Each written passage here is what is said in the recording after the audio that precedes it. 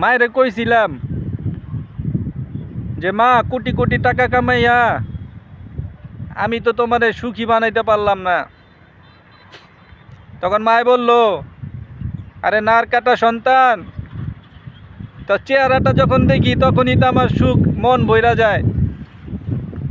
যখন তোরে দেখতে পারুম না তখন তো টাকা পয়সা স্বর্ণ জহরত দিয়াও আমি সুখে থাকতে পারুম না। সব বুঝোস, এইগুলা বুঝোস না? তখন মায়েরে বললাম, আমি কেমনে বুঝু, আমি তো তোমার মতো মা না। 10 মাস 10 দিন গর্ভে ধইরা শত কষ্ট হজম কইরা সন্তান জন্ম দিয়া 2 বছর দুধ পান করাইয়া মৃত্যুর আগ পর্যন্ত সন্তানের সফলতার জন্য, মঙ্গল কামনার জন্য সমস্ত সুখ বিসর্জন দিমু।